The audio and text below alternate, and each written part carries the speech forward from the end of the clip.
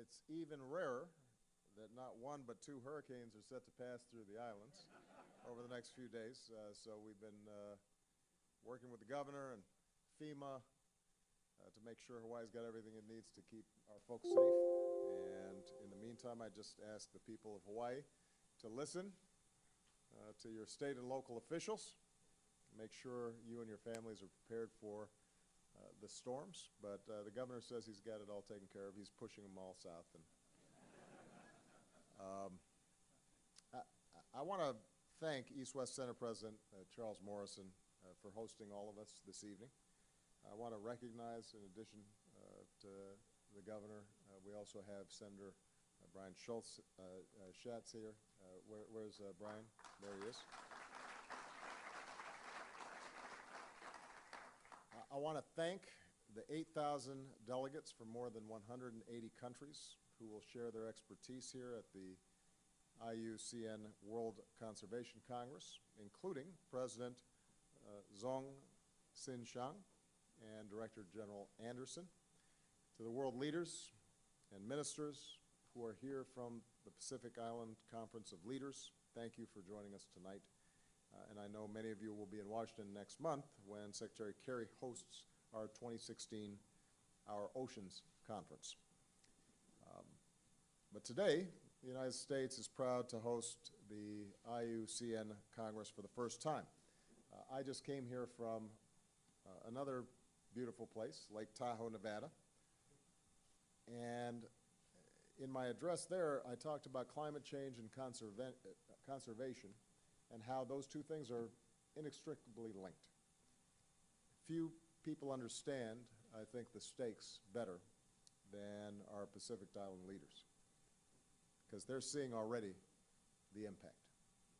Rising temperatures and sea levels pose an existential threat to your countries.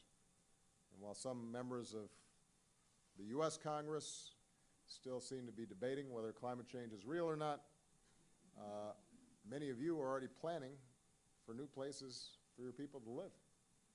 Crops are withering in the Marshall Islands. Kiribati bought land in another country because theirs may someday be submerged. High seas force villagers from their homes in Fiji. And no nation, not even one as powerful as the United States, is immune from a changing climate.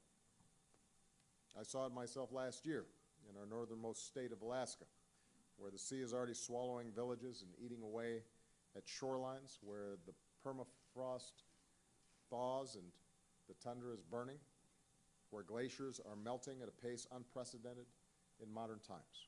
And it was a preview of our future if the climate keeps changing faster than our efforts to address it. And that's why I've devoted so much of my time and my energy to making sure that we get this right while we still have time.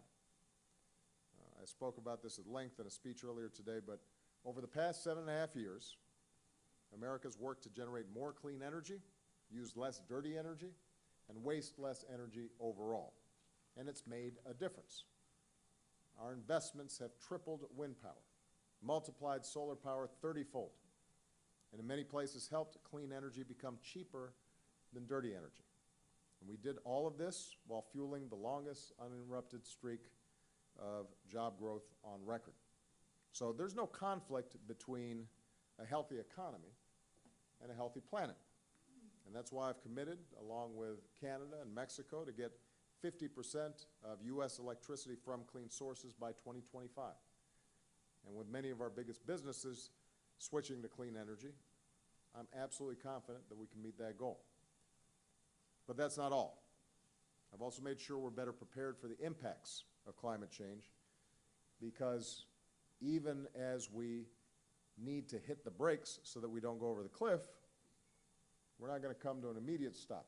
We know that there is still going to be an inevitable impact as a consequence of rising temperatures. And that means conservation has been a cornerstone of my presidency. Since taking office, I've protected more than 548 million acres of our lands and waters for our children and our grandchildren.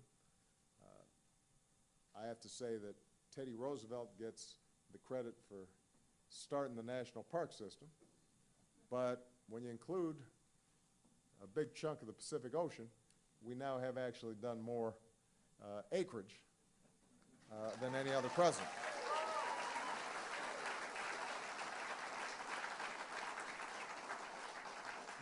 We've designated national monuments from Maine to Ohio to California. And just last week, thanks to the hard work of many people in this room, including Senator Schatz, I created the world's largest marine preserve, quadrupling the size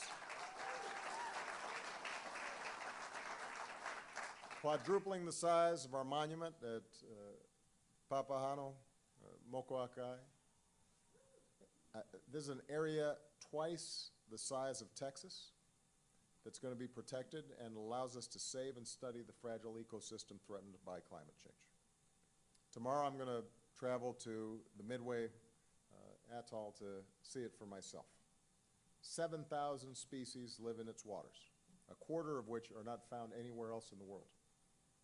Ancient islanders believe it contained the boundary between this life and the next. Hundreds of brave Americans gave their lives there in defense of the world's freedom. So this is a hallowed site, and it deserves to be treated that way, and from now on it will be preserved for future generations. So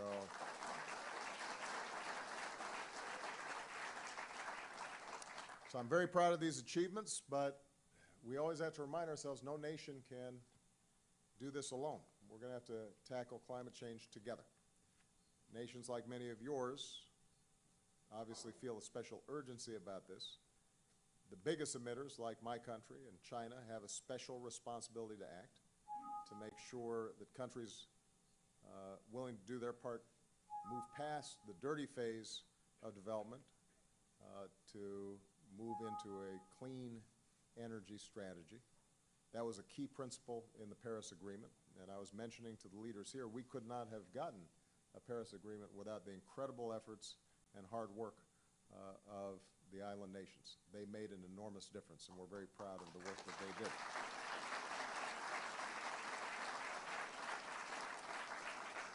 And this is why we've been working to accelerate public-private clean energy innovation, making sure that resources will be there for countries that need help preparing for the impacts of climate change that we can no longer avoid.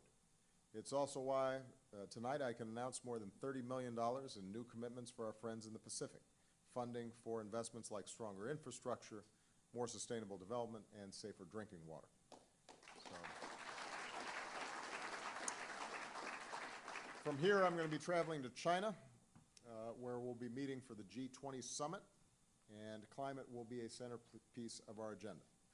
Joint U.S.-Chinese leadership on climate was part of the reason that we were able to get Paris done, and I'm going to push to build on that record as long as I occupy this office and probably even after I leave it.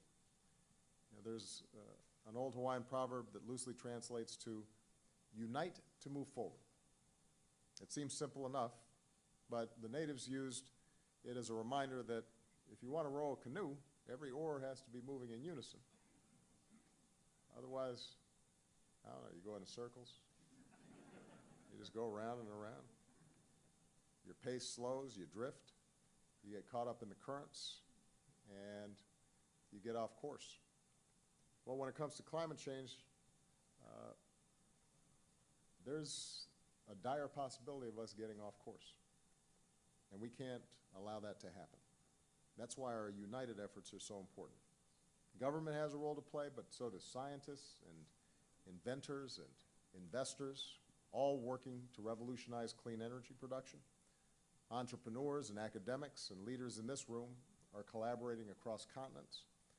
And everyday citizens of the world are going to have to push their own communities to adopt smarter practices and to push those of us in positions of power to be less concerned with special interests and more concerned about the judgment of future generations. And that's why we're all here. That's what this is all about. And for me, this is especially meaningful. I was telling my staff, a lot of my life started about a mile radius around here. My mother and father met probably a couple hundred yards from here. That's true. I went to school about a mile from here. I was actually born about a mile from here. My grandmother and my grandparents lived most of their lives a short way away from here. And so since Malia was born, since my oldest child was born, I've brought them here every Christmas. All right, everybody, we are going to dump out of this event, take you now. We're getting some weather.